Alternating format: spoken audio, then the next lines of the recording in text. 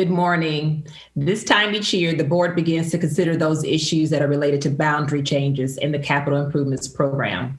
Prior to this morning, the superintendent provided to the board his recommended FY 2022 capital budget and amendments to the FY 2021, 2020 through 2026 capital improvements program, along with Supplement A, the superintendent's recommendation on the boundary for Somerset and Westbrook elementary schools, and recommended amendments to the FY 2021 through 2026 capital improvements program.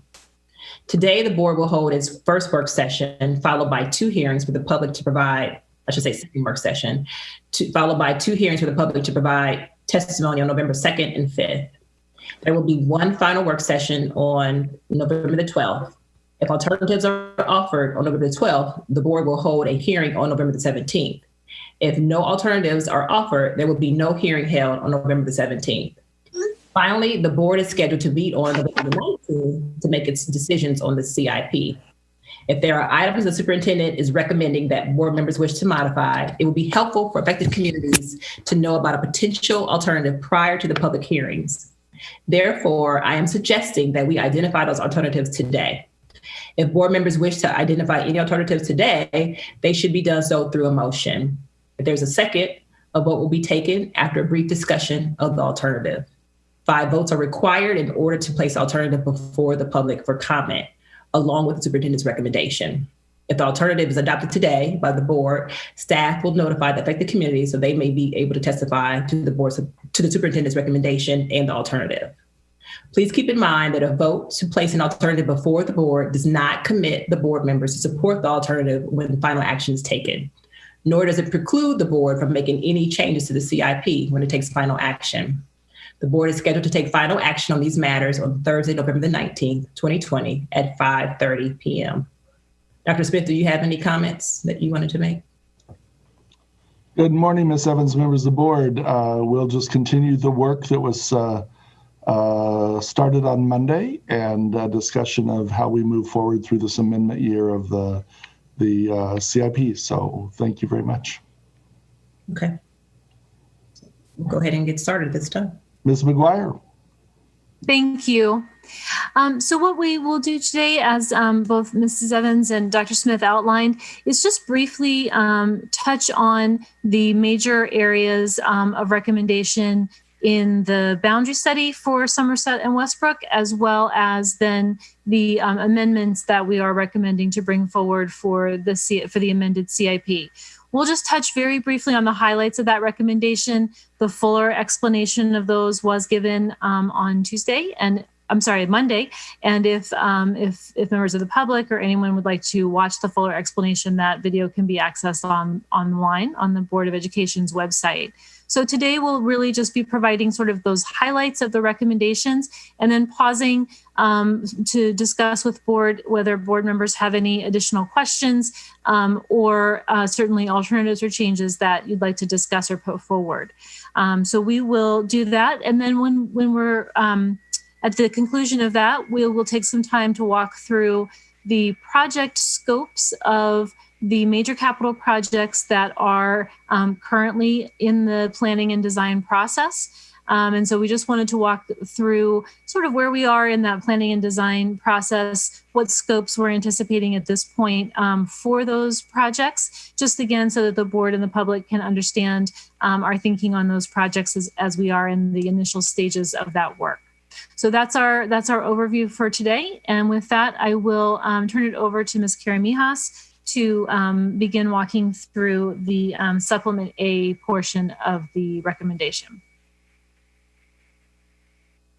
And I think we can probably bring up the slides as well. Thank you.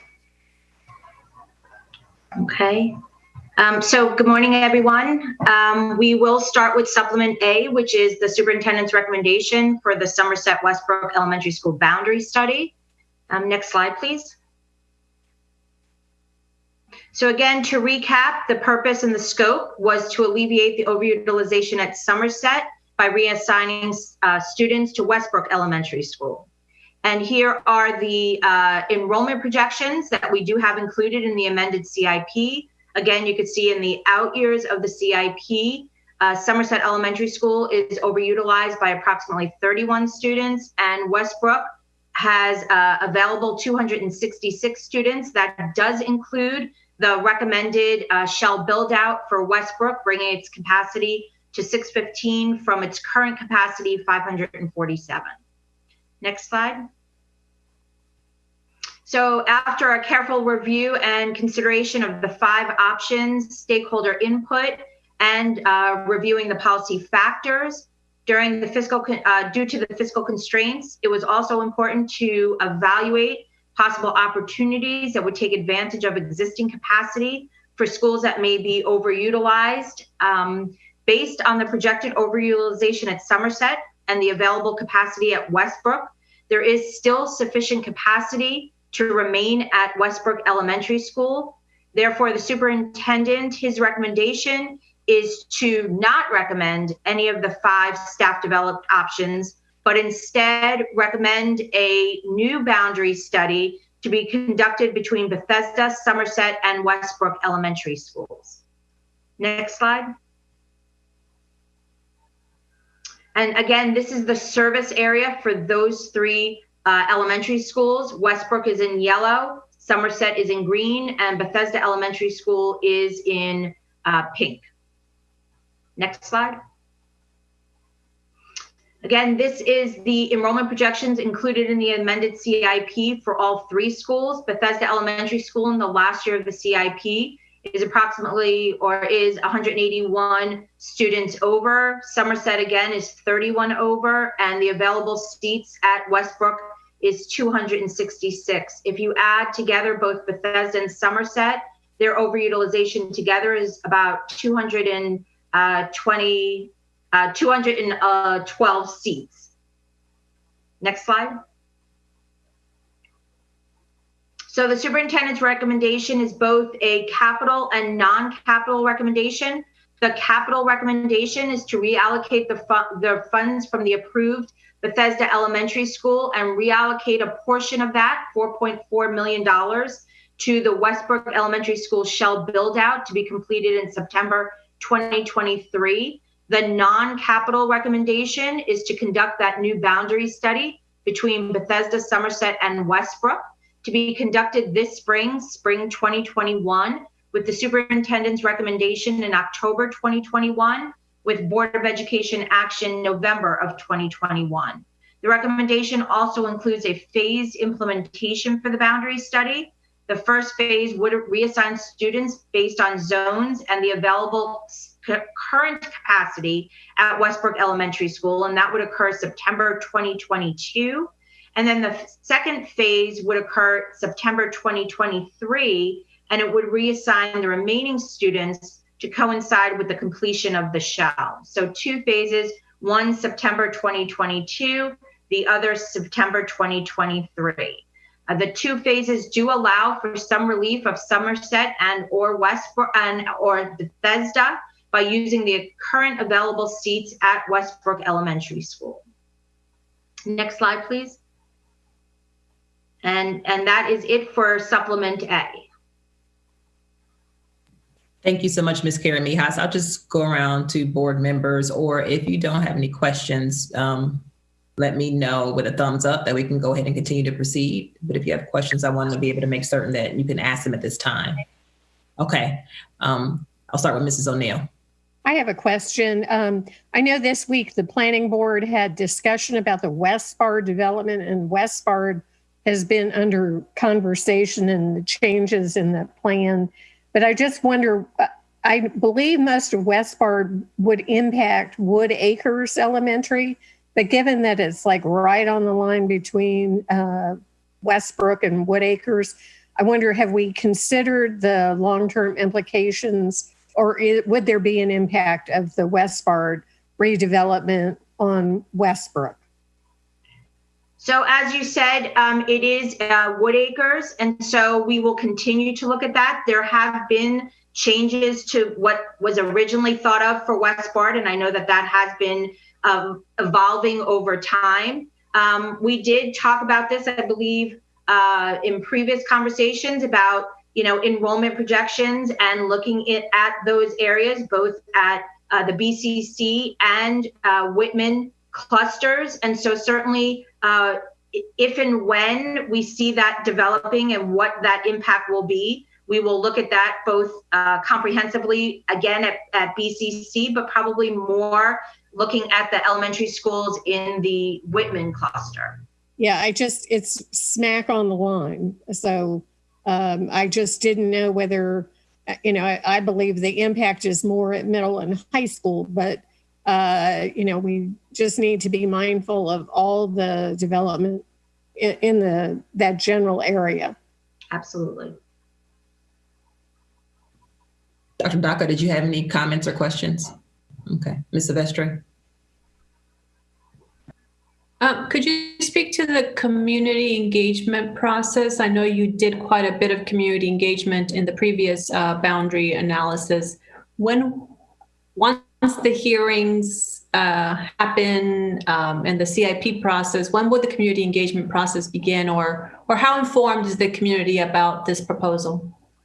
So the superintendent's recommendation for the boundary study was released about 2 weeks prior to the superintendent's recommendation, the actual CIP, which was October 23rd. So I think we released it, I want to say the 19th, but I can't remember exactly, but it was prior to.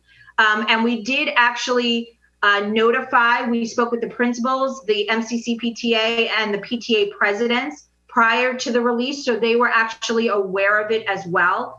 And we have the same process. So they were notified ahead of time. We actually sent also a Connect Ed to both the Somerset, Westbrook, and Bethesda Elementary School communities, letting them know that the release was online and available to review. And then, of course, they have the same opportunity that they always would have to come and testify during your process right now, whether they're in support of that or concerned about what the superintendent is recommending.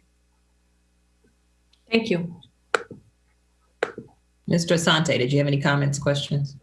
Okay, Ms. Dixon.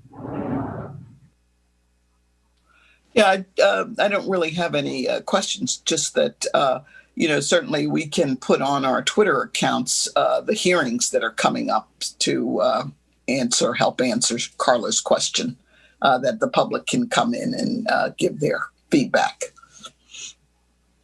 Mrs. Smodrowski.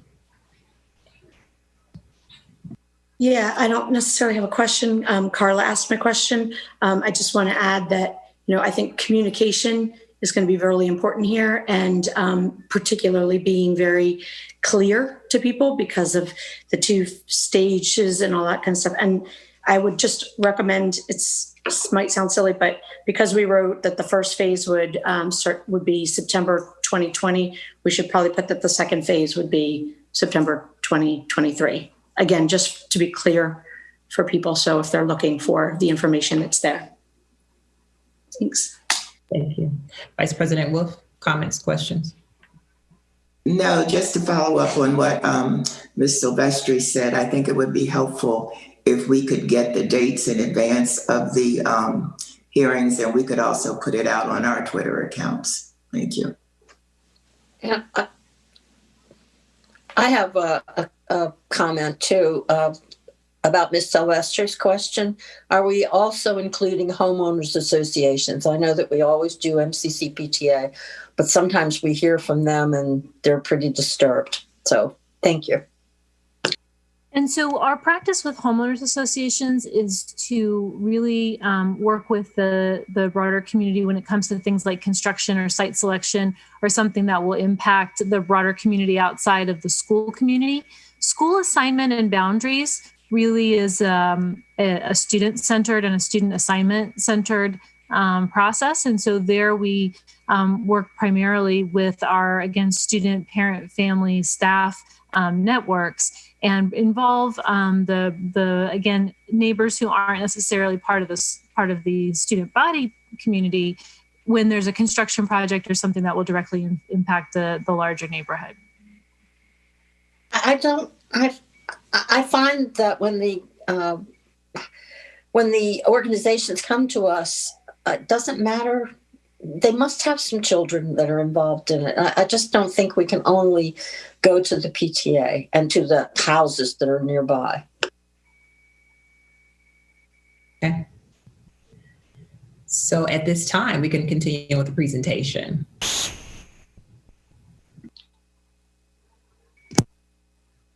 Okay, we can bring the slides up.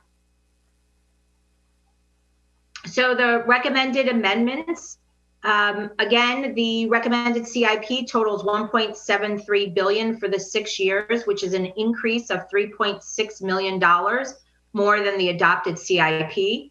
The additional expenditures are minimal. However, there were some amendments that affected new capital projects, acceleration of previously approved capital projects, and additional funding for vital countywide systemic projects.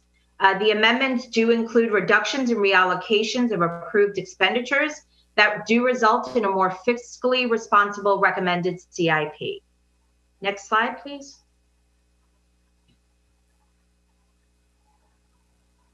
So the first recommended amendments, again, are for Bethesda Elementary School addition in Westbrook. It is a recommendation to remove all the expenditures from the Bethesda Elementary School addition project, reallocate $4.4 million of that $16.7 million to reinstate the Westbrook Elementary School addition project with a completion date of September 2023. The recommendation here does coincide with the recommendation to conduct the boundary study among Bethesda, Somerset, and Westbrook Elementary Schools to address the overutilization at Bethesda and Somerset Elementary Schools. And I think SC said that we would pause maybe after each amendment if there are any questions. So if you could go back to the previous slide and if there are any questions on this amendment, on these two. Absolutely. So are there any questions? I can't see everybody on the screen. I'm gonna go down since we have the presentation up, and I see heads nodding no. No. All right, you can continue. Thank you. Okay. So if we could bring back up the slides. Wait, can I ask one quick question? Go ahead, excuse me. I'm sorry. The we're reallocating, or we're removing the 16.7. I kind of asked this a little bit the other day, and we're reallocating 4.4 million. What are we doing with the other money? Are we still using that to fix up one of these 3 schools, or no? So the way the CIP sort of the amendments worked is that it became sort of a pot of money for us to do the other recommendations that are included in the CIP. So for example, the additional money in FY 2022 for HVAC and roofs and PLAR, that helps to incorporate, the 16.7 or the balance, which was about $12 million, helped to address those amendments, because remember the total 6 years was only an increase of $3 million. So there's sort of an offset of the reallocation funding in order to do the other things that are being recommended as well. Oh, that's great. Thank you. Very supportive of this. Okay. So just to make sure before we turn back to the presentation, any more questions from any board members? Okay. All right. So we can proceed. Thank you.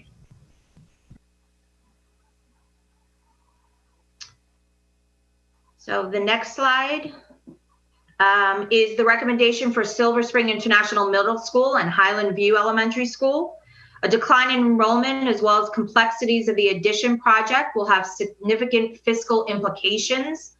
After careful consideration of the scope of the project, the current fiscal challenges, and the substantial budget for the approved project for Silver Spring International Middle School, the recommendation is to reduce the scope and cost of that middle school project to specifically address the location and administration of the physical education program, as well as the overall safety and security of the school community with the construction of the new Purple Line.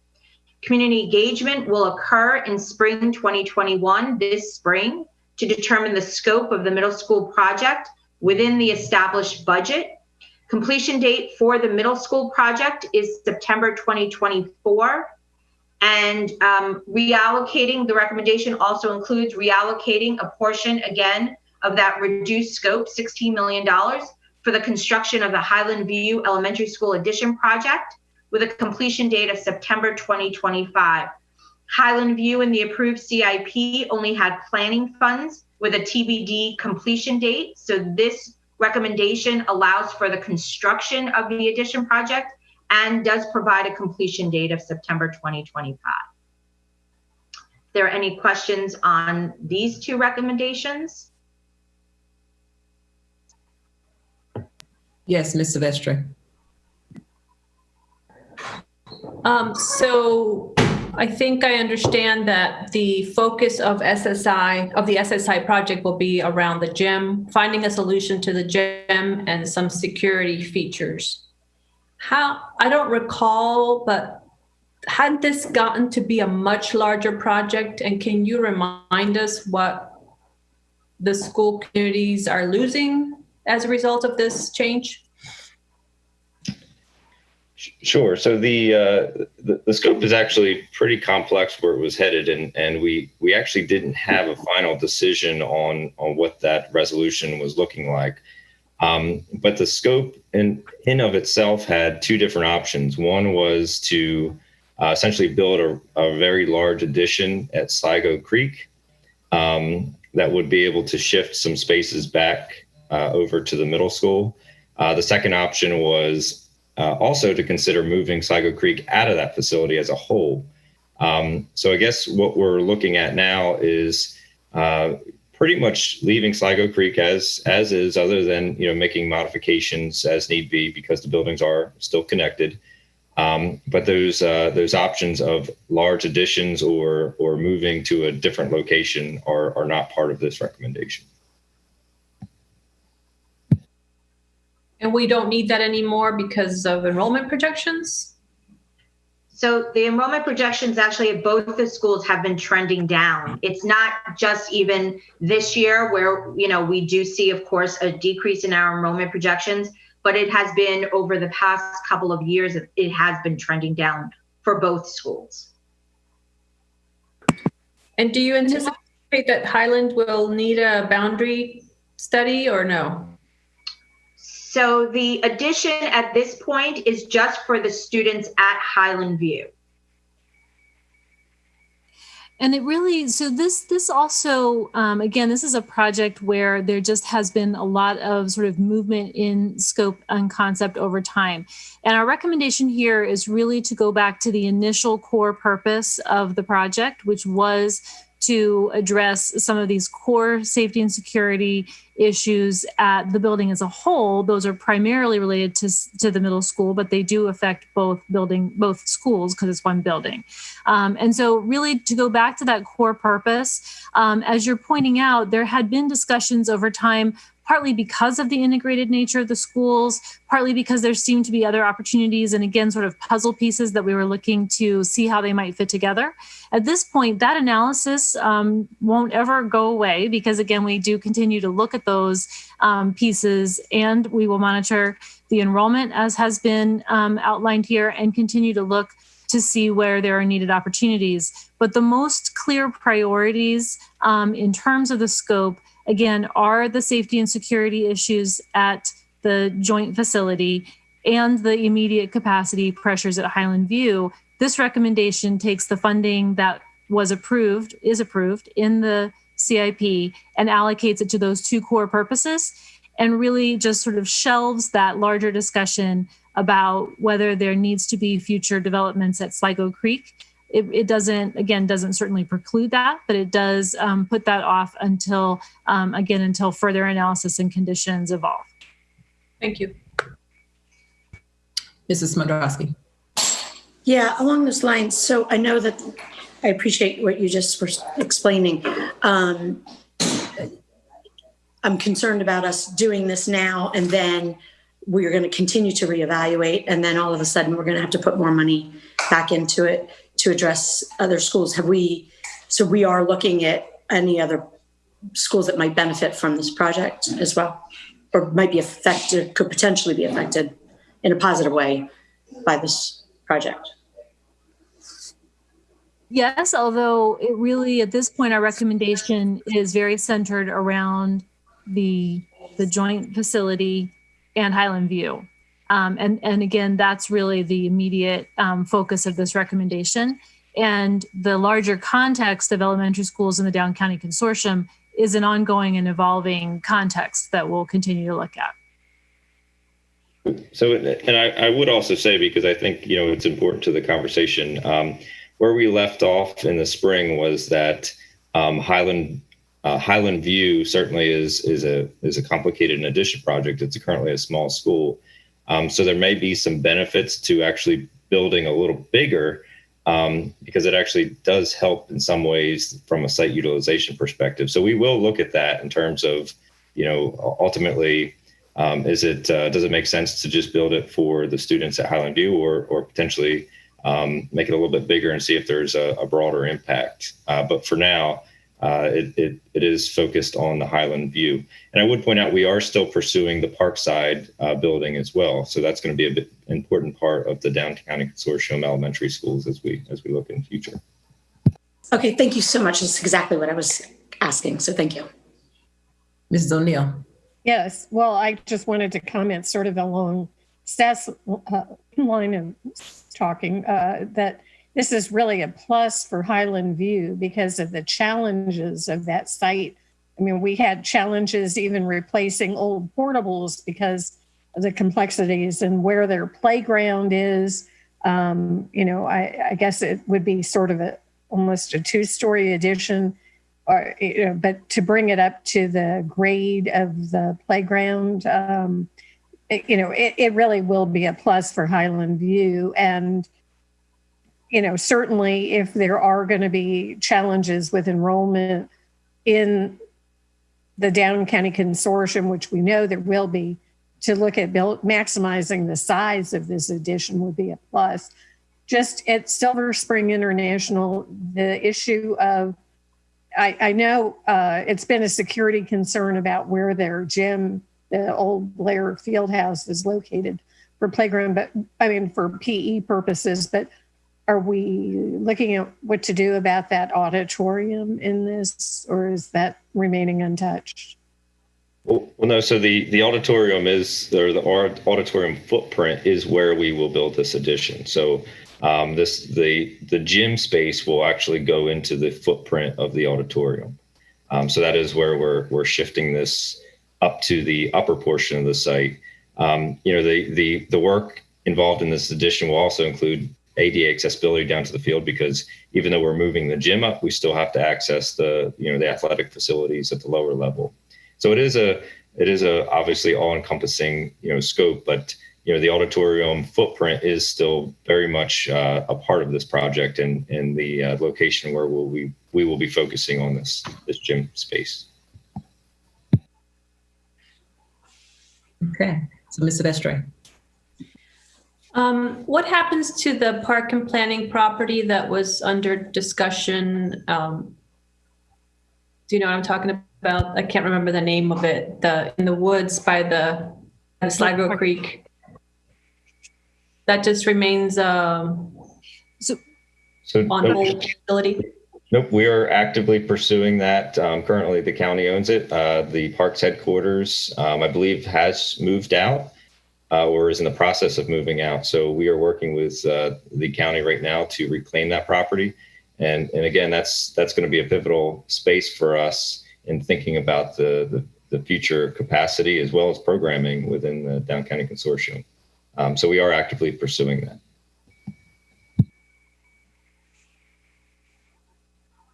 Okay, so I don't think I see any more mics unmuted for questions. Okay, Mrs. Wolf.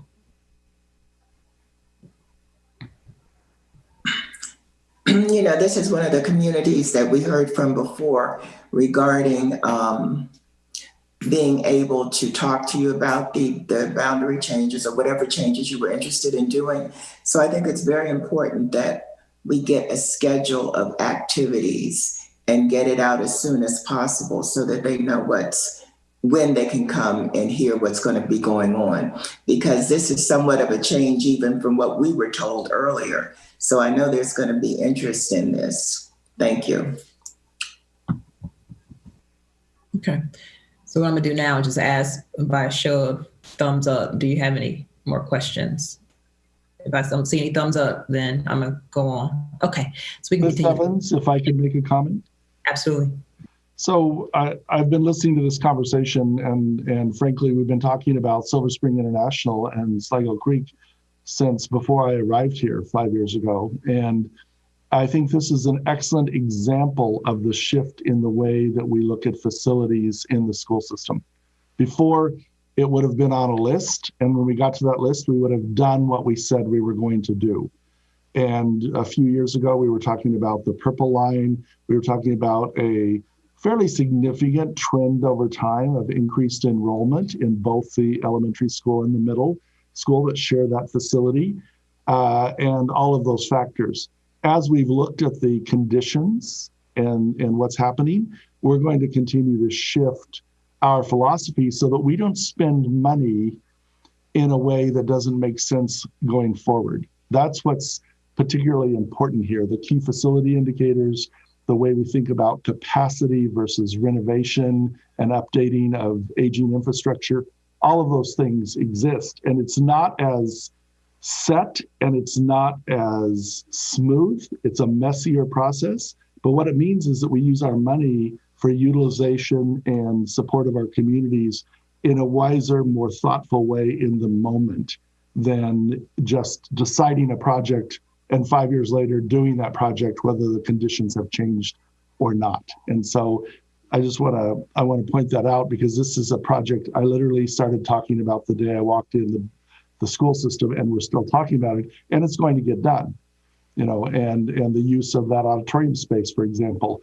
We need a gymnasium desperately in that school, and we have a space to put one. And that will allow us to remove the field house from the equation. It'll allow us to mitigate any effect that we're seeing from the purple line. It'll allow us to add security vestibules and other much needed enhancements as we go forward. So it's a very interesting conversation. It's not as easy as the old system where you just put something in a line and keep doing it. And you change only because you lose funding or you can't keep up with the schedule, or if there's such a drastic change in enrollment that you have to go back and deal with it. But I want to express my appreciation to Seth and Essie and Adrian for constantly looking at these factors and trying to do what makes the most sense. And we eventually get to the point where we just have to dig a hole and start doing some work. And that's the point where we stop making the changes, but we do try to anticipate going forward what's going to happen. So thank you to the staff for their work on this. Ms. Wolf. I just want to say, Dr. Smith, I think that's an important clarification. And I think that's important for you to share with the community, Ms. McGuire, when you go out and talk to them, so that it doesn't look like we're just up and changing our minds constantly, that this is a more prudent and fiscally responsible position to take. So thank you for that, Dr. Smith. Ms. Wolf, we can never say it enough, because we're not talking to an auditorium in our community. We're talking to a parade, a constant moving group of people. And so we always have to say it over and over to help everyone understand as they enter the conversation and pass by these projects. Okay. Thank you all. And so now we can continue with the presentation.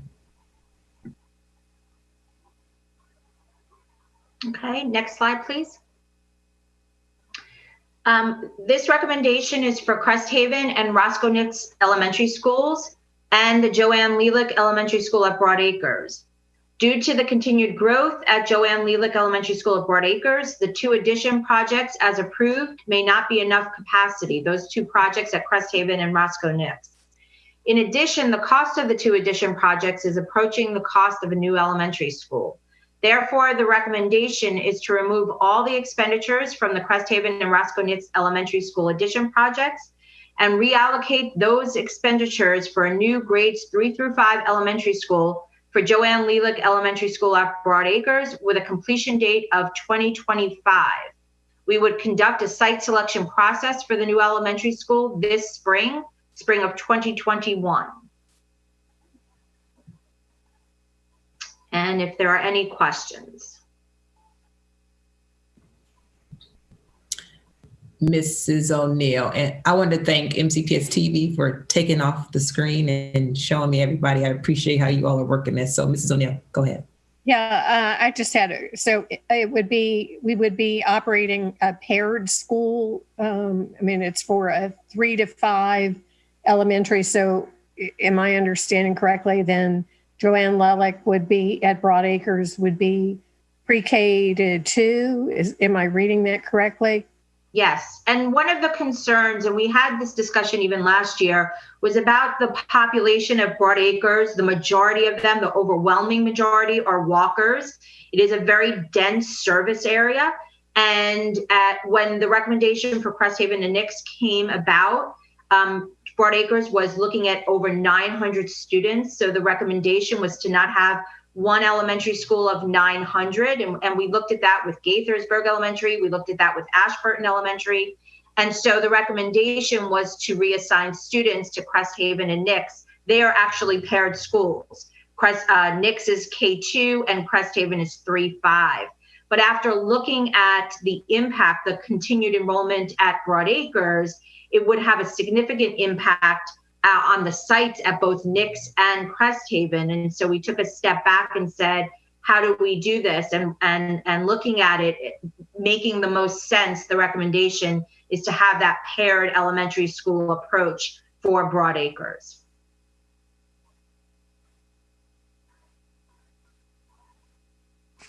And I just would add that, certainly we know this is a challenging site selection process, that that area, there's not a lot of room to go in that area. But another, as Adrian was saying, when that recommendation came out to use Cresthaven and Nix, certainly we did hear from the Broad Acres community that they would rather, if at all possible, stay closer to where they are and stay one community. And so, again, we're really hopeful that this approach will allow us to both work with the physical limitations that we were describing and meet the community's interest in, again, hopefully maintaining some more continuity with that piece. So we'll be looking at maintaining that through the site selection process as well. Again, understanding that it's a little bit of a tight area down there. So can you give me a thumbs up if you want to ask a question? And if I don't see a thumbs up, then I'm going to know that we can proceed. All right. We can continue with the presentation. Thank you.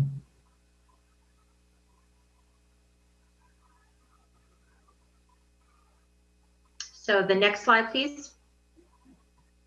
So this recommendation is for William Tyler Page Elementary School. In September 2018, the Spanish Immersion Program was relocated from Rolling Terrace to Page Elementary. The projections indicate that the school will be overutilized by more than 300 students by the end of the 6-year period. The adopted CIP does include planning and construction funding for the project with a completion date of 2025, but it was delayed 2 years by the County Council this past May. The board's request did have a completion date of September 2023. So the recommendation is to accelerate the construction funds for this addition project to align with the board's original request in the 21 to 26 CIP for a completion date of 2023. Any questions? I have one. Go ahead, Mrs. Smodrowski. Oh, thanks. I was just curious, this would be a project that would the kids be moving out for or be staying in? And if they're staying in, how are we going to address that? So, and that is a good question. I mean, this is a rather large addition. We have quite a few relocatable classrooms out there as we speak.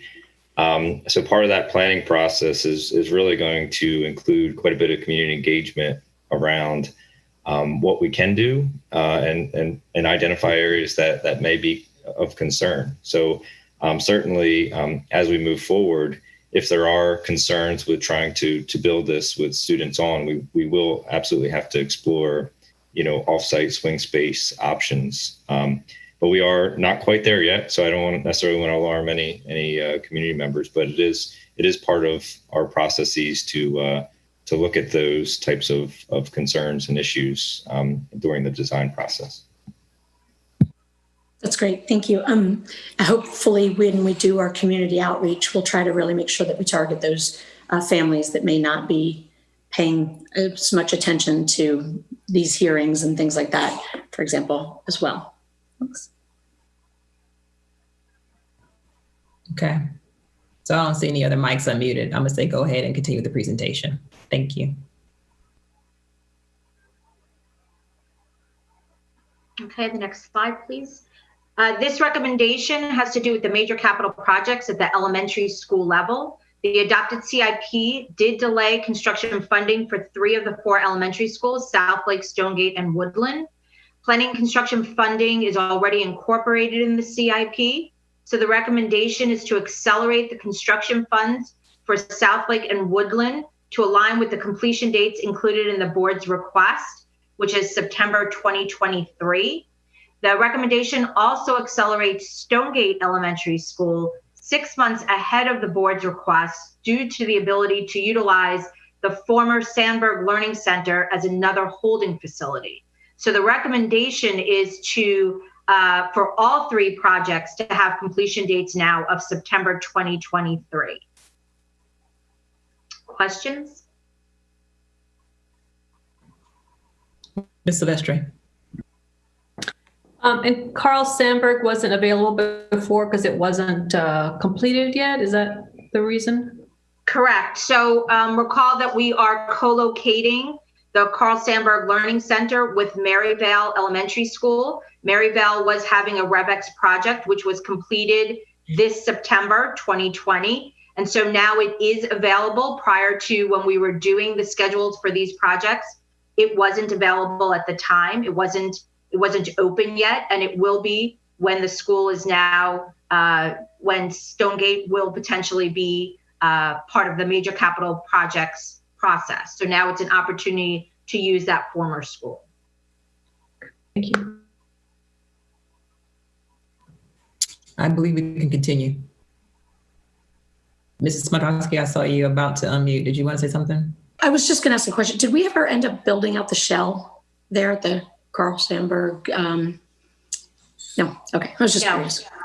That was actually part of the non-recommended reductions that were taken by the county council to take that funding out.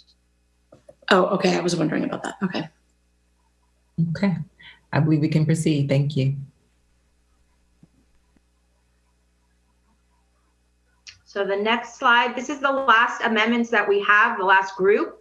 It is for our countywide systemic projects. The adopted CIP reduced the FY22 expenditures for 3 of our countywide systemic projects, HVAC, PLAR, and roofs. The recommendation is to reinstate those funds that were reduced in FY 2022. So the recommendation includes $5 million in FY 2022 for the HVAC project, $3.185 million in FY 22 for the PLAR project, and $1 million in FY 22 for the roof replacement project. And Adrian, can you just confirm each of these requests is to restore to the previous, to last year's request from the board? Correct. This reinstates the funding that was requested by the board in the 21 to 26 CIP that was reduced by the county council in May. Any questions?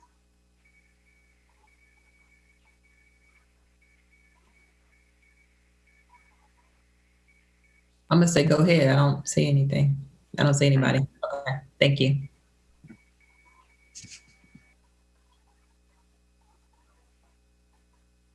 So to continue with the slide presentation, thank you. The next slide. So we have 2 non-capital recommendations in addition to the Bethesda, Somerset, and Westbrook, which we did previously discuss. The first one is for Rachel Carson and Dufeef Elementary Schools. To relieve the overutilization at Rachel Carson, the approved CIP includes an addition and expansion for Dufeef Elementary School. The board requested the completion date for this project in September 2022, but the council delayed it to September 2023. So in order to align the boundary study with the new completion date, The recommendation is to conduct the boundary study in spring 2022 with Board of Education action in November 2022. Similarly, Clarksburg Elementary School was on the same time schedule. The board requested an opening of 2022, but the council delayed it to 2023. So again, to align the boundary study with the completion date of the project, the recommendation is to now conduct the boundary study in spring 2022 with Board of Education action November 2022. Questions? Ms. Silvestri.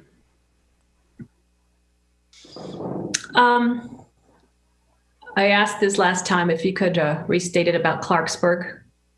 I think you were asking about the timeline and accelerating. Unfortunately, where other schools were in planning in 21 and 22, and there's an ability to accelerate projects, accelerate their construction funding to have an earlier completion date, the FY21 request by the board was to actually start construction. And once that was delayed in FY21, there's sort of no going back.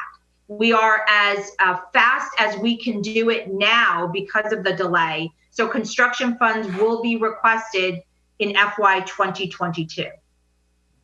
And are there planning dollars being spent right now? Correct. We are in the planning process and we'll complete that. And then we'll ask, and hopefully, or as part of the recommendation, there is FY 2022 construction funding. So if that is approved, then we can stay on the approved completion date of 2023.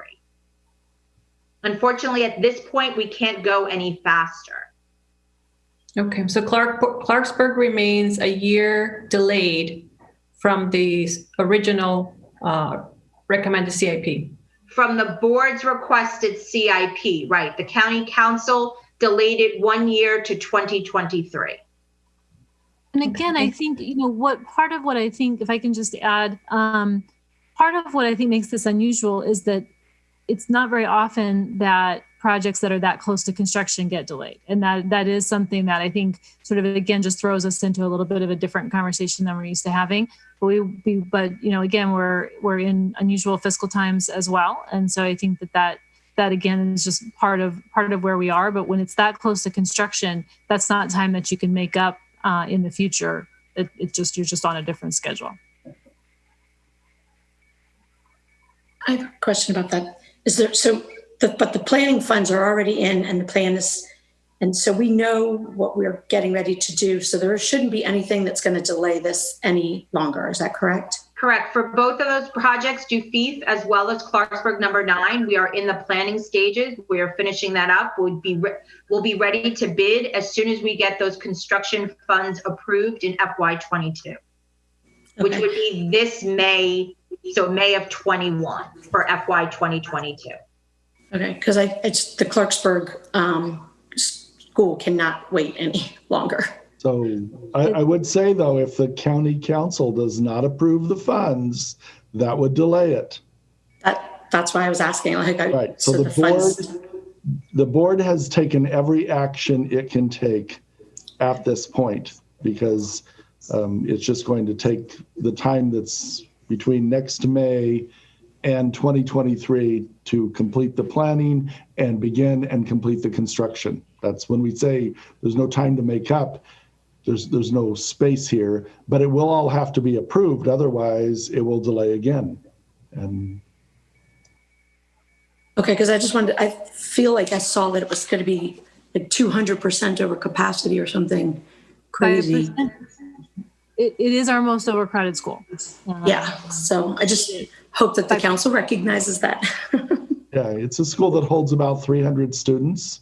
And I know you all know the site well. It's a very unusual site. It's on a dead-end road and a very tight site it's not surrounded by houses and streets. It's just an interesting set of factors there. But this schedule we're on now, as long as it's approved in May, will be as fast as we can possibly go for this school. Okay. So we can continue on with the presentation. Thank you.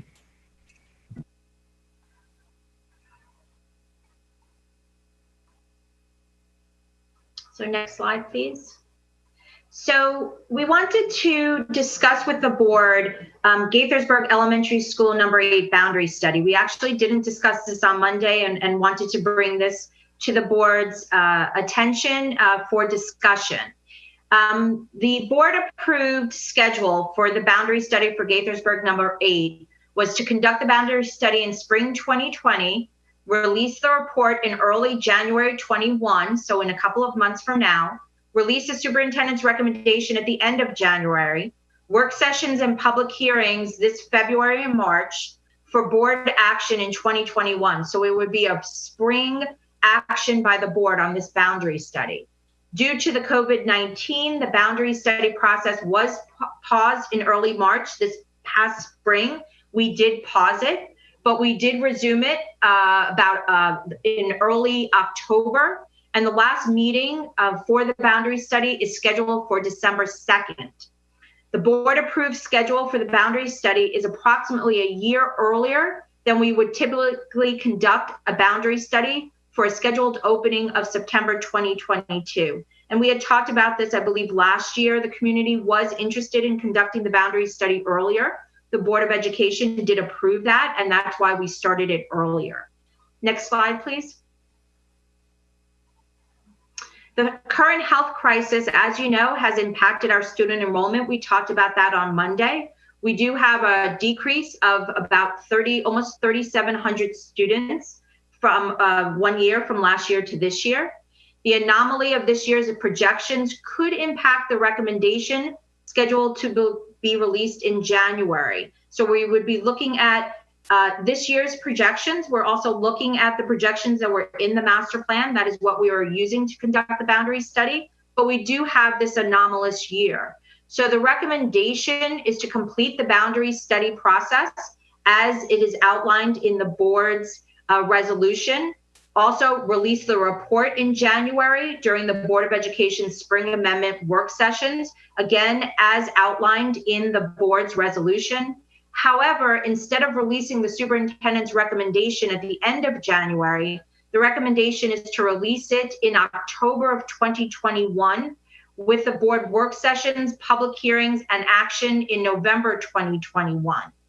This would allow for another year of enrollment projections to evaluate either changing trends in enrollment or recognizing the one-year anomaly due to the pandemic. So if we, and actually go to the next slide, I think there is one more slide. No, there isn't. This would allow this recommendation to give us just a pause between the report again and the recommendation in October. It would allow us to look at a second year of enrollment projections based on the current health crisis. The school does not open until September of 2022. So if the board acted in November of 2021, it would still be on the similar schedule as other schools where we have about 6 months or so for between the board's action on a boundary study and then the action taking effect that following September. So we wanted to bring it to the board for discussion, and if there are any questions. I have a question. I'm asking then Ms. Silvestri, and then Ms. So I understand why you're doing this and everything. I'm really mostly concerned because, this was really important to this community to be able to have additional time to be able to give input. They didn't want us making any kind of predetermined decisions. And so I want to be really cognizant of the fact that this could seem like, we agreed to something that now we're not doing. I think so. It's an important point, Mrs. Mondrowski. And I think that, what we do want to carry forward and complete the process that we're in now. So our recommendation is not to stop what we're doing. Our recommendation really is to complete what we're doing and present that initial report to the board in February. And so as board members remember, the first step in a boundary study is to conduct the process with the community and then just report on that process and put that information out publicly. We would still do that and share that information. Our recommendation is really just to pause at that point to allow time for analysis and additional information before a recommendation is made. So that recommendation then would go into the fall process. And so I'm hopeful that, as you're saying, the completing the process we're in now and reporting out on that process really does give voice to sort of that early action that had been requested from that perspective. Okay, I appreciate that because this, like I said, this community feels like they've already been burned or scorched, whatever you want to call it. And I don't want them to think that we're doing that again or that we're trying to change what we've agreed upon. And as part of the reporting, as part of the report, we always discuss the options. The options are included in the report. And so in the spring amendment, we could share all the recommendations similar to what we do when we have a recommendation. We just wouldn't have the superintendent's recommendation. So we could report on the process, the community engagement, the options that were developed. All we can do that in the springtime. And then as he said, we would just pause for the actual recommendation to give us an opportunity to look at the enrollment projections again in October before the superintendent releases his recommendation. So, and I'll just remind everyone of the numbers because they're particularly important in this conversation. On September 30th, we had in the high 2000s, 2,800, and remember we're going through that right now to finalize those numbers with MSD. But we know we're in the 2,800 range, fewer kindergarten through 12th graders on the first day of October. If you add the fewer pre-K students, we're actually 3,800. 3,800 fewer students on September 30th. As of this past Monday, we're 4,800 fewer students. We've lost 1,000 students in the past month. So it doesn't make sense. It makes sense for us to complete the process, to come back with all of the community engagement, with all of the information, the plans, the different way of looking at it, in late February, early March.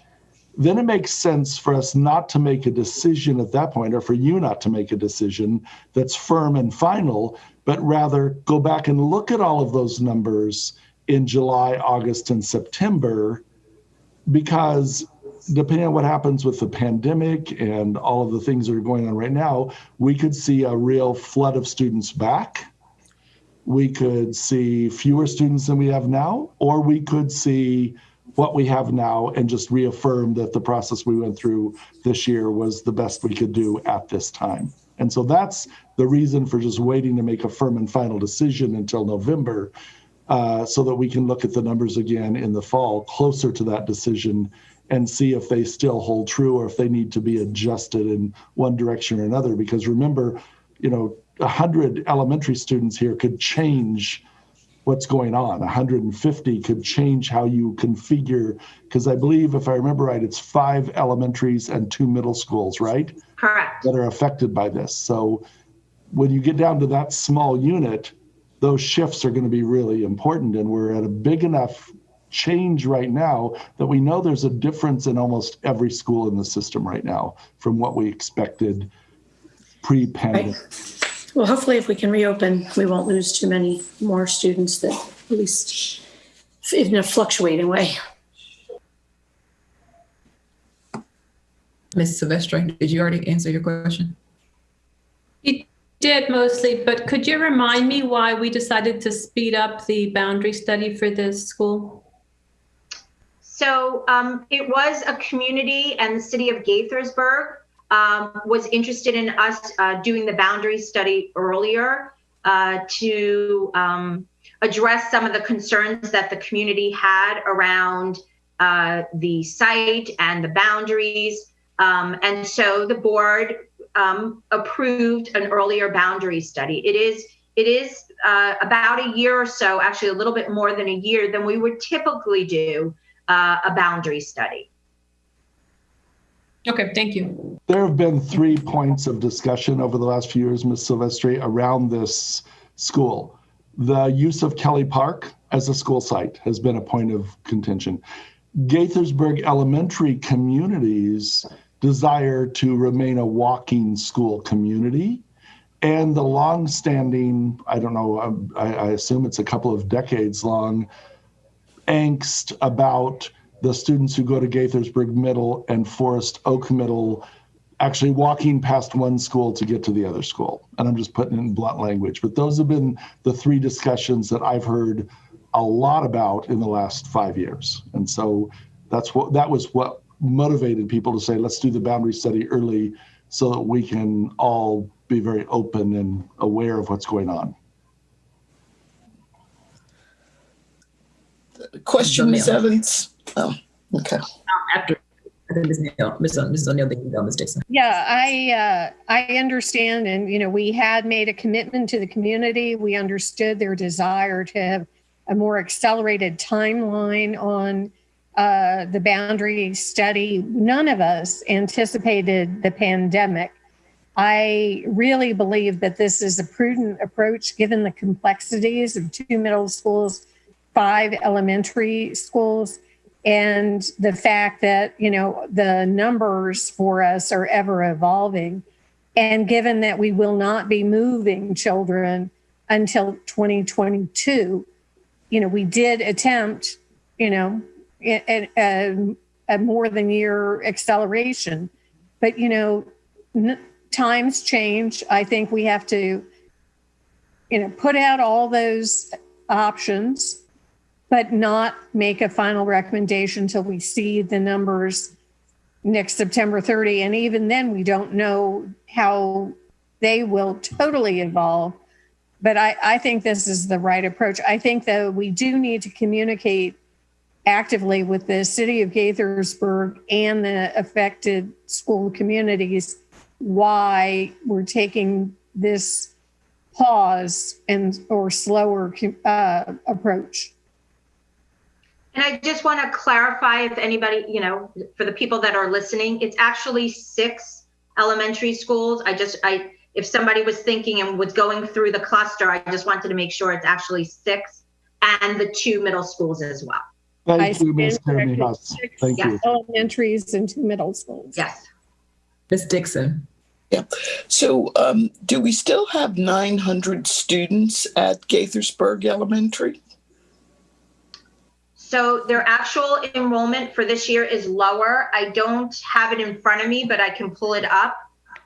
It is lower than the 900, and the projection I know is a little slower coming back. And that was sort of one of the things that we looked at when we were looking at possibly doing the recommendations in March, is that we do see, because you start with a base of a lower amount of students, and then you slowly climb up.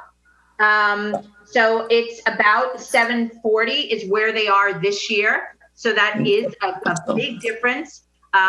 Thank you to the person who just texted me to tell me that. So yes, so it is a big difference. And that's what started our conversation when we were looking at the options and looking at, which zones and service areas you start moving around. Do we assume that the projections that were in the master plan is what will continue? So is it a trend, what we're seeing now, or is it just an anomaly? And that's why we brought it up as an issue. Right. Well, I'm glad that we're going to do the boundary study. I think I was there in 2017. 2018, actually.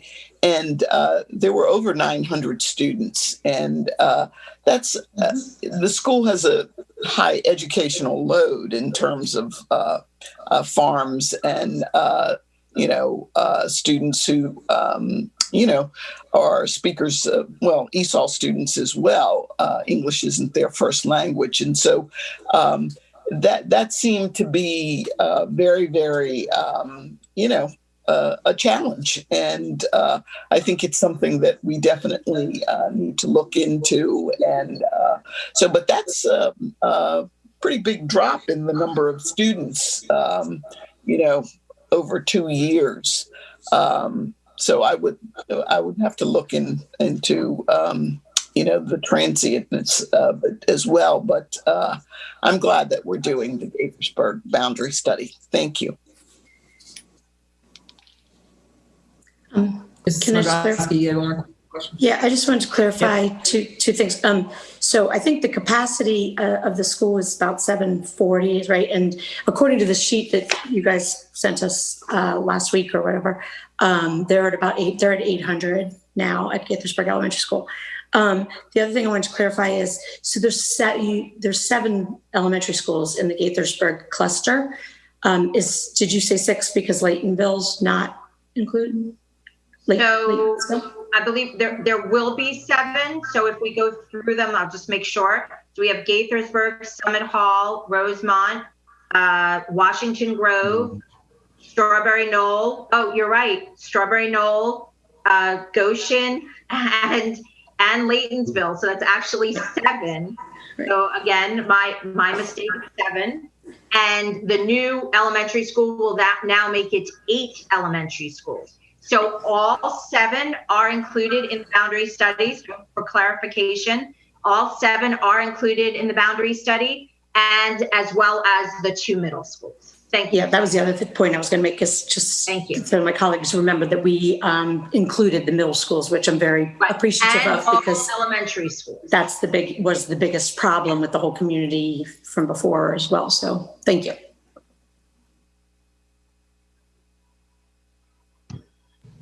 Okay, so I don't see any other unmuted mics, so we can continue on with the presentation. Thank you. Thank you. So that does conclude sort of the overview of the amendments and changes. What we did want to spend some time doing was just walking through with the board an overview of where we are with the major capital projects that are currently in planning and in discussion for that project scope and design. Really just wanted to, again, sort of talk through where we are with the projects, let everyone know what our current thinking is and what our discussions have been with those school communities. So Seth Adams will walk us through those projects one by one. Great. So if we can pull up the slides, I'm just going to give it a little overview. Just to remind everyone, the Major Capital Projects program is a transition from what used to be the RevX and modernization program. Big difference with major capital projects is that we are looking at each individual facility, obviously using our key facility indicators as our guiding principles in terms of what infrastructure we need to focus on first, what are the high priorities, and then obviously just really looking at the building from a programmatic standpoint and from that infrastructure perspective to make sure we fix, we renovate, we replace the areas of the building that make the most sense. So next slide, please. So what I would say with that are as we've identified the 9 schools, 4 at the elementary and 5 at the secondary level, the one transition here is the assumption that every school would be torn down and rebuilt is not necessarily the scope of the projects.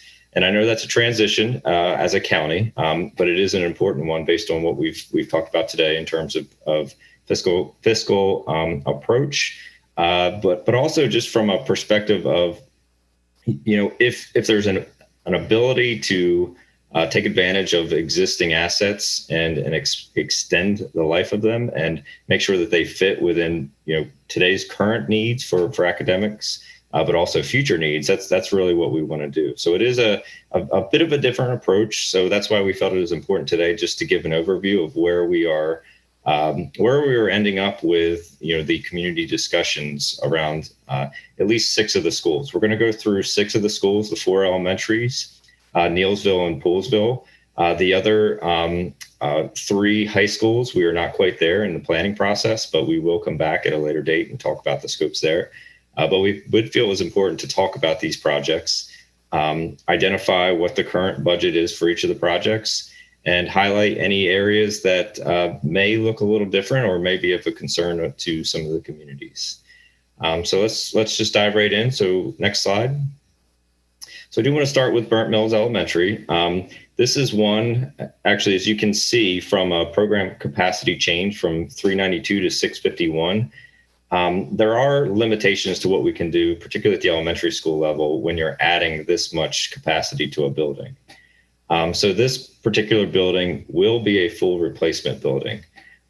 This is obviously the school that was not delayed through council action, so it is still obviously on its September 2023 timeline. Just to highlight, obviously the Fairland Center will be the holding facility. The current budget is $38.4 million. That includes everything. That's not just construction. That is everything from planning all the way to fitting out the building. We obviously are going to take advantage of looking for opportunities to have multiple points. This is currently a site that has one common entrance. We're trying to obviously resolve that, take advantage of the grade there. But we are absolutely on track to bring this particular project to the board in the coming months for preliminary plans and present obviously the more robust program. But I did want to just highlight that this will be a full replacement, significant increase in capacity, and obviously this will be moving students off-site during the build. So I can pause there if there are any comments or questions, or certainly can continue on. Mr. Adams, can you just go through all of them, and then we'll take all questions at the very end? Absolutely. Okay. Thank you. All right, so we'll go back to the slides and pull up the next one. So South Lake Elementary, obviously this is obviously one that is of great interest, and we're obviously keeping close tabs on the completion date request. Just to highlight, we are preserving as much of that infrastructure in that 2005 edition. You can see in the green on the slides. That's towards the back. That includes a gym and some academic spaces.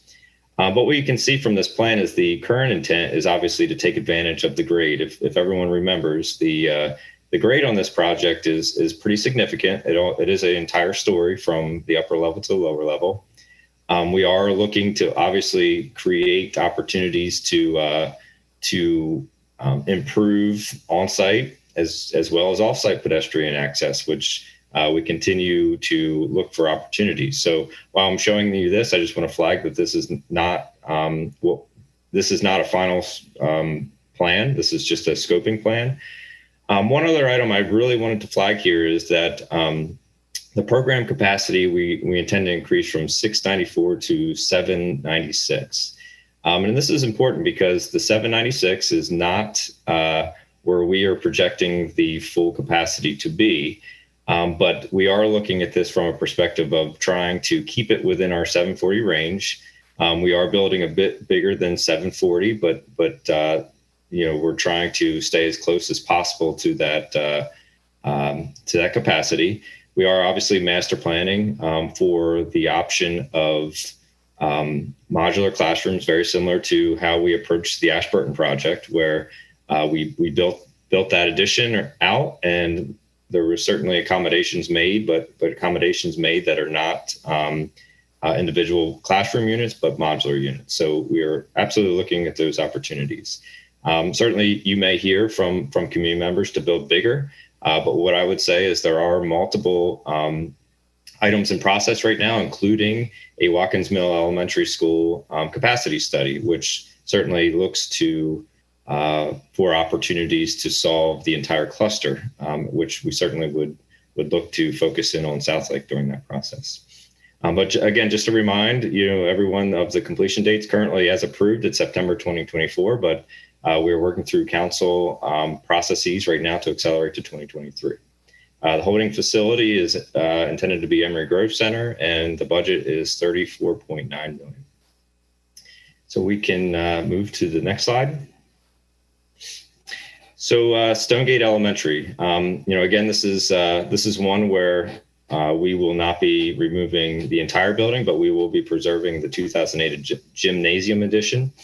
Again, similar to South Lake, has a tremendous amount of grade on the project. So we'll be taking advantage of sort of nestling this project in there to be able to access the upper level as well as the lower levels. Again, a pretty significant increase from 385 to 574. And again, you can see from a timeline perspective, this one was set to open in January of 2025 based on the council action. The reason it was a January date is just really around holding facility options with the ability to look at the former Carl Sandburg facility. We have the opportunity to accelerate to September 2023. So that will obviously, as Adrian outlined, as part of the superintendent's recommendation. Again, highlighting former Carl Sandburg and a budget of $35.2 million. So we'll move to next slide, please. Woodland Elementary. This will be a full building replacement. There are many reasons why this makes sense, but one major reason is a significant capacity increase. This again, it seems to be a broken record, but tremendous amount of grade on this particular site. So one of the main components of solving this building replacement will be the creation of a new bus, an actual bus loop. They don't have one now. So we will be looking to access from an adjacent street that doesn't exist, as well as maintaining a presence on the current street. Also looking for opportunities to preserve some of those community assets and an ability to have the slope and the hillside be part of that academic experience. Again, from a timeline perspective, currently approved at September 2024. Superintendent's recommendation is to accelerate to September 2023. Holding facility would be Grosvenor facility, and the budget is $35.2 million. All right, next slide, please. Transitioning into secondary, Neilsville Middle School. This is pretty straightforward. This is a complete building replacement, and it would be a replacement directly next to the existing building. So students would not be moving off site. They would be remaining in their current building while we build next door, similar to how some of the high schools have worked through, and as Lee Middle School is currently moving forward. Program capacity, it will be increasing from 956 to 1190. Projections are projecting that to student capacity to be nearing that 1100 mark. So in terms of where we are from a capacity standpoint, it is on the upper end, but we feel confident that from where we are from projections, this meets the intent of the student population. The current approved completion date is September 2024. Since this one was not delayed as part of council action, it will remain as is. And the budget for this one is $64.9 million. I would point out we are looking for opportunities to create connections or new street access points off of Germantown Road. And obviously making this have a significant presence off of 355 to make sure everyone realizes this is a middle school and have certainly a different feel from what it currently is. Next slide, please. And the last project I'm going to highlight is Poolesville High School. This one probably is one where we are preserving more than many of the others that I've highlighted. There is an intent to preserve a large portion of spaces like the gymnasium and auditorium. When I say preserve, that's not necessarily meaning leave as is, but it is a major renovation. I think as we move through the transition from RevX to major capital projects, this has been an item of discussion. But what I would say is, from our perspective, the renovation that we are looking at, the improvements that we're making, the spaces will look as new. We will just be using existing structures along the way. So I would say this is probably one that you may hear some concerns because this is not a full building replacement. But just wanted to highlight and show you what the current approach is. Program capacity obviously is increasing, 1170 up to 1499. Completion date is September 2024. I would say since this is a partial new plus renovation, This is going to absolutely have to be phased. We will have to look for opportunities. We will have to implement opportunities for relocatable classrooms on site as swing space during the construction.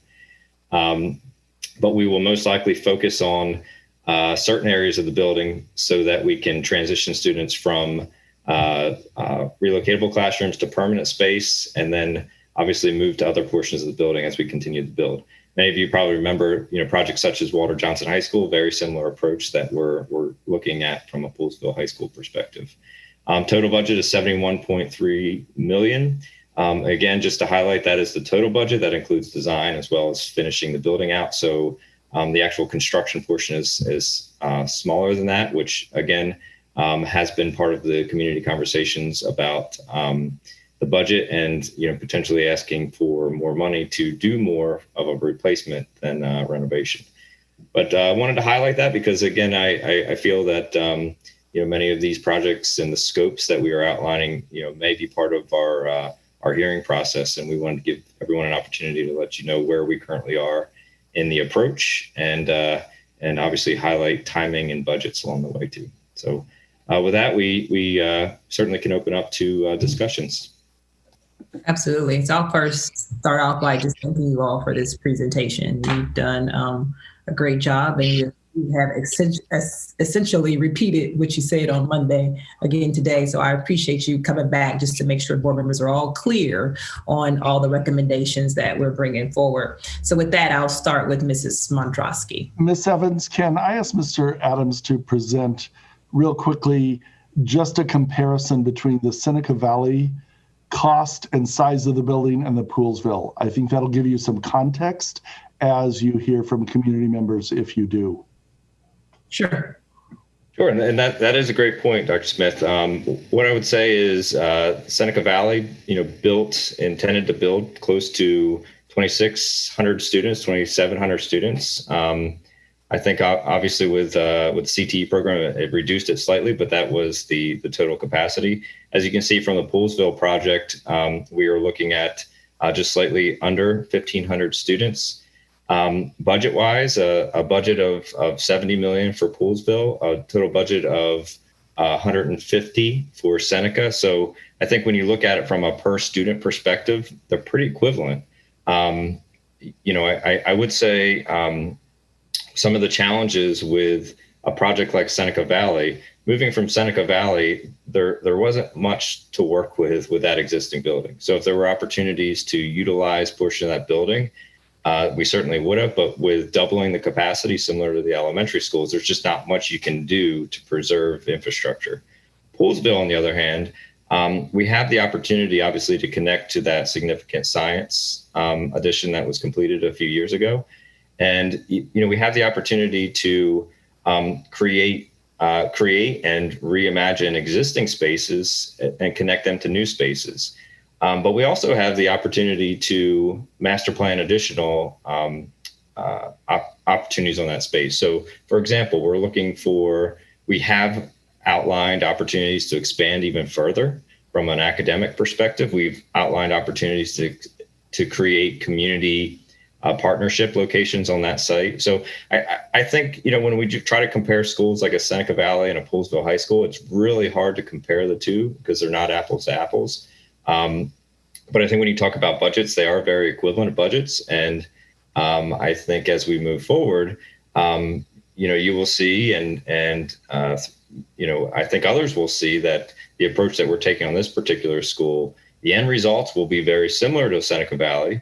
From the final look, feel, and experience, it just is a little different approach. So hopefully, Dr. Smith, I highlighted some of the items that you were. Yes, thank you, Mr. Adams. I wanted to make sure the board understood kind of that comparison of size and cost.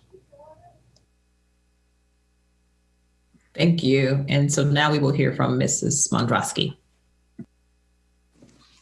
Thank you. Couple of quick questions. Burnt Mills and South Lake, would they be good candidates for looking at the potential for a program to come in there, either of them, while you're already doing construction anyways? or no, because of the space and stuff? So we will obviously look. I know there's partnerships with county agencies, particularly when you think about a South Lake, that will have a significant health and human service connection there. I think the challenge with both of those schools are the essentially the size of current enrollment.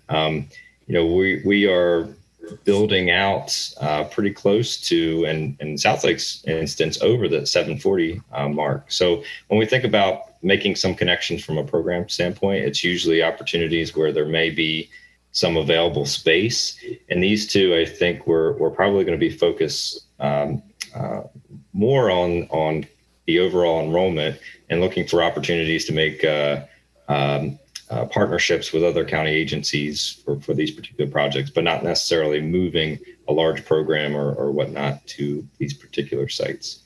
But that's just from a facility standpoint. I can turn it over to obviously the academic colleagues if they certainly Well, want. I also meant just in terms of if we made it a little bigger specifically for that.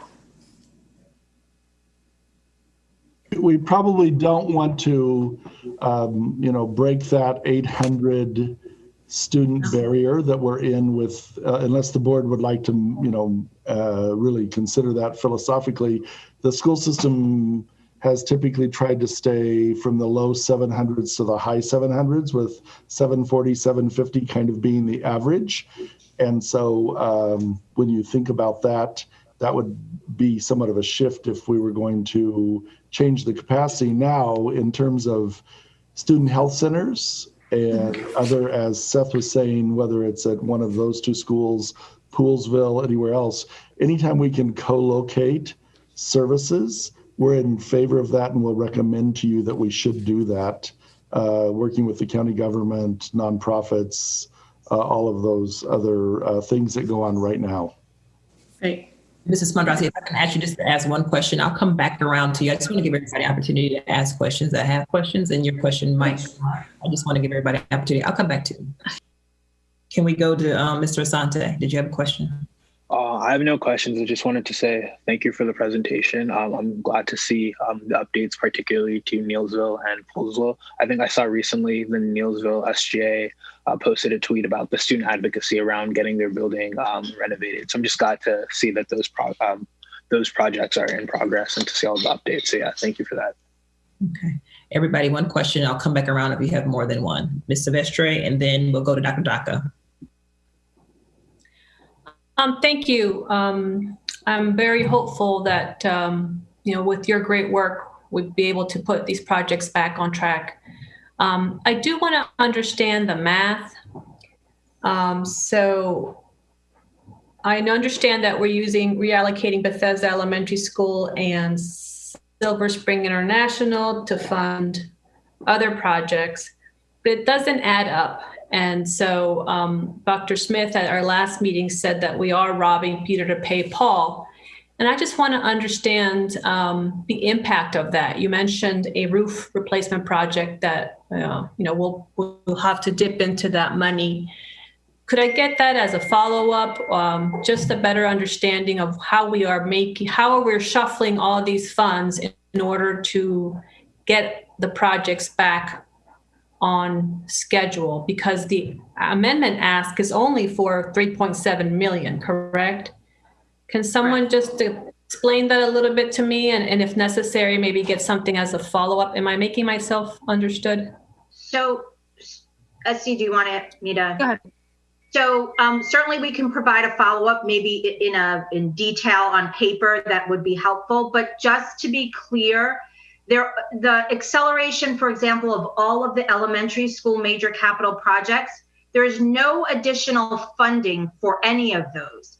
All of the planning and construction funding was already in the adopted CIP. So it is just an acceleration of expenditures that were already there, basically taking expenditures that were in further years in the CIP and moving them forward. So no additional money needs to be added to the 6-year total because those funds were already there. The same thing with Page Elementary School, its addition. No additional funding was necessary. All we did was accelerate expenditures from the out years and brought it forward. The same thing with Highland View Elementary School. The money from the reallocation of SSI, so basically splitting that project's total in half, remaining half in SSI and half in Highland View. So again, we didn't need any additional funding for that project because we were able to allocate money from an existing approved project and shifted it to another project. And with Bethesda, we used only 4.4 of its 16.7. What we were able to do with Bethesda, I think Bethesda is the real one, where we were able to not only reallocate it to Westbrook for its shell, but in the FY22 request for HVAC, roofs, and PLAR, basically the balance of that funding was then able to be reallocated, if you want to use it that way, to those three systemic projects. So the additional $3 million does include the supplemental that we actually asked for HVAC to address our COVID-related issues. So that's why we're only in that $3 million range for additional money. The majority of all of the amendments were all acceleration of funding that was already approved in the adopted CIP. It is only that real difference of the three systemic projects where we actually added money to the CIP that then shows that difference, that additional $3 million. So that's how we were able to do it, by shifting of expenditures, not adding to the CIP. And Adrian, can I just add too from I guess just expanding on Dr. Smith's statement. So I know the Southlake piece in current fiscal year FY21 is a little different than what Adrian described because it is the current fiscal year. But a couple projects, for example, that I would highlight that pose a potential problem. So we talked about Clarksburg High School and the roof. There was money that was part of a design for a bus depot that is taken out, which again I know is a high importance area, which ultimately would have to go back in.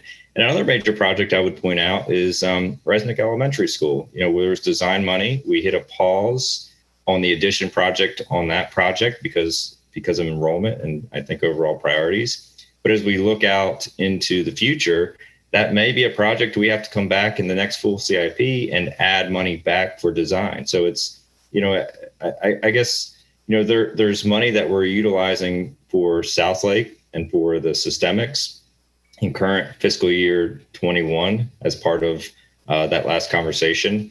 But very likely, much of that money that we are essentially transitioning to Southlake and HVAC, we will have to ask for in subsequent and future CIPs. So I think that's the point of using money that we kind of know that we're going to need in the future, and that we will have to ask for in the future.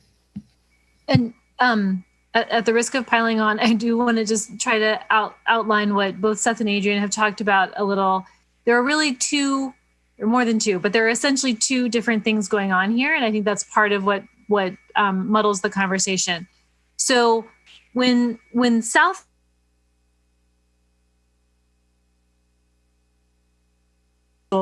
we needed some money right now in the current fiscal year. And those dollars are largely what Dr. Smith was referring to. Did I freeze? No, I'm back. Okay, sorry. Those dollars are largely what Dr. Smith was referring to in terms of taking savings from projects that had already been appropriated and allocating them to Southlake. So that's the current year work that we are doing for Southlake. And that's where, as Seth was just talking about, there are those future project impacts, because again, there's not free money just sitting around to move around. We don't want people to think that that's what's going on here. We're making very deliberate decisions about how to allocate and prioritize the resources we do have. So that's the $21, and that's why you're not seeing those increases in the documents before you, because what we're also asking you for and we're recommending to put forward is the 22 budget. And the 22 to 22 capital budget plus the overall amendments to the CIP, there are sort of a couple of different totals there. One, the 6-year total, and that's the one that we're requesting to increase by $3+ million. And within that, each of the 6 years also has a total that has to reconcile for the council. So there's both the total increase, which is small. Year by year, though, the changes are more significant from a reconciliation and affordability standpoint for the council. And so that's why, for example, a number of the decisions that they made last year were to shift and delay funds because of that year-to-year pressure. It's important to us to put them back, and we're requesting that, and the board, putting that before the board.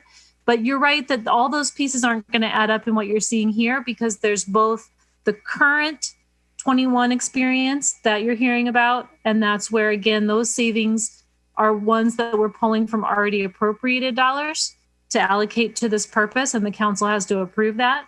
There's also the ask for the upcoming year and the upcoming period, and within that, there's an overall total that we're not changing much for the reasons that Adrian and Seth outlined, but we are making significant schedule differences, and those schedule differences are going to be very important for the council to consider because year by year they have a big impact. So to manage my own and the community's expectations, we still have to see if these proposals are affordable. Yes. And that process goes through the county council. Absolutely. And that's a very important point. It may not look like much change because that dollar total is small. And again, we certainly were trying to be cautious and deliberate in not asking for a large dollar total for the reasons we've talked about. But they are significant schedule changes that do impact affordability, will require the council to take an action and approve it and to reconcile it within the overall affordability. So that piece, you're right, still remains to be seen, and it is a significant request from that perspective. And a significant indicator will be in February, right, Essie, with the spending affordability guideline discussion at the council. They'll give us a big hint at that time as to what's going to happen throughout March, April, and May in the budget discussions. Dr. Daka, and then we'll go to Mrs. O'Neill. This is about Poolsville. I think I heard Steph say that there was some thought about co-location of county services, possibly at Poolsville. Did I hear that right? Poolsville very much wants that to happen, and we have affirmed our cooperation and collaboration with them to the county council and the county government. Ultimately, that will be the county's decision. But the way that Seth is doing the work is to make that possible now or in the future if the county government decides they're willing to do that. Yeah, that's really what I wanted to know. I couldn't read all the words on the maps, and I was wondering where the place was that we might add something if that came from the council and if they decided to fund it. Right, and at this time, there has been no action or indication they're going to take any immediate action on those requests from the community of Poolsville. Okay, thank you. Thank you for the presentation from Seth and Adrian and Esty. Really appreciate it. Thank you. Thank you. Mrs. O'Neill. Oh, sorry. Yes, thank you. I just have to say that each and every one of these major capital projects highlighted today really needs to be done sooner rather than later. I know that's what we all want and we believe is necessary. And I know that there are many advocates for schools out there who are thinking, I'm not mentioned now. This is an amendment year.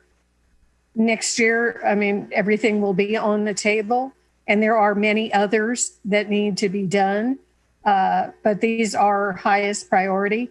I have a question about Poolsville. I'm not concerned about the phasing or, needing to move in portables.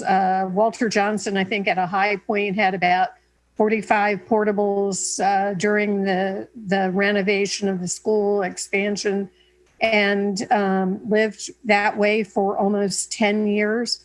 But I am concerned, I've been in that auditorium at Poolesville High School, and it is small even for today without an increased enrollment. I do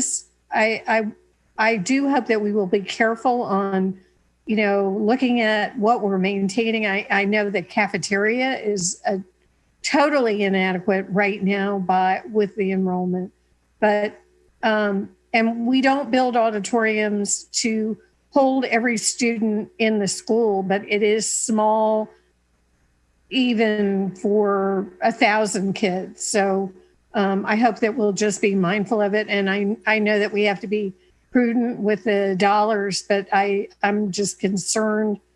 We don't want to be penny wise and pound foolish. Absolutely agree. So, and that is a key focus. And I would also say just around auditorium spaces, working through Woodward, we are reimagining too how our performance spaces look. So a lot of what we're learning through the Woodward process, we're applying to future projects. But that is a core focus for us. We absolutely will not be, we will not make decisions just based solely on the dollar if they're bad for long-term academic experiences. So that is a core focus for us. So, but thank you for pointing that out. Thank you. And now we will go back to Mrs. Smondrowski, and then I'll circle back around to other board members that might have additional comments or questions as well. Thank you. Dr. Dockett asked my question about Poolesville. So my final question is just about Neilsville Middle School. And I thought that they were closer. I thought they were at like almost 1,000 kids for capacity. Have they lost enrollment? Actually, again, they are a school that has been trending down a little bit. Again, this year's numbers, they have them lower. But if we're going to look again as an anomalous, this is being an anomalous year, then we are what we are building them at 1190 would be more. We would be able to address their enrollment with that capacity. Okay, because my question really was why we weren't maybe making it bigger, or if we were going to put a shell on it like we did at Gaithersburg High School. But then if the numbers are lower, maybe that's what your thinking was. Seems like we would want to, as Pat said, we want to look ahead and build for what potentially could be happening rather than having to go back later and do more.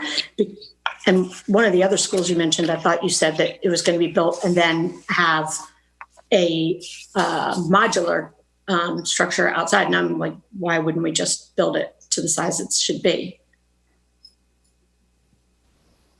So, two points there. I would just make sure we clarify on Neilsville. So Neilsville, just remember they're going through the change of assignment too. So this is the first year of that change of assignment. So the numbers, what they were moving forward, they do look a little different from a trend because of that boundary study process. But for Southlake, as Dr. Smith mentioned, that 700 to 800, I think even 800 is pushing it from a size perspective. The policies are not to build, too big because it does have impacts. It does have implications. So for Southlake, and that is the school that I talked about, those modulars, the approach is, again, very similar to how we're approaching in Ashburn, for example, where you build it to where the intended capacity is. And at the same time, we're working through processes to look at the entire cluster to really optimize capacities through in the cluster. And I would say even with neighboring clusters, Gaithersburg is a big part of this discussion as well as we're moving forward. So, but it doesn't necessarily make sense to build a really large, oversized elementary school when there are other opportunities, for better utilization. So that's just the approach we're taking here. But a modular unit makes sense. We're planning for it. And again, similar to the approach that we've taken at Ashburn. Okay. Well, thank you all very much for your time today and your presentation. Appreciate it very much. Okay. Ms. Dr. Daka. Yeah, I just wanted to say something about the key facilities indicators. You know that I nagged you for several years about that and thought we have to be able to let the public know why we're doing what we're doing so that they understand it better. And I really appreciate your work in that area. It's really been very helpful for me, and I hope for the community as well. Thank you. Okay. Were there any other board members that had any additional questions? Okay, seeing none. At this time, I'm going to ask board members, are there any alternatives that you would like to offer? And if so, we want to make certain we do that right now. And seeing none, no hands to offer alternatives, then this will conclude our work session. We really do. I'll just reiterate, we appreciate all the work that's been done and this work session that we've had today. I would ask the community to tune in on Monday, November the 2nd for our first Facilities and Boundaries hearing beginning at 6 p.m. So thank you to everyone and have a great rest of the day.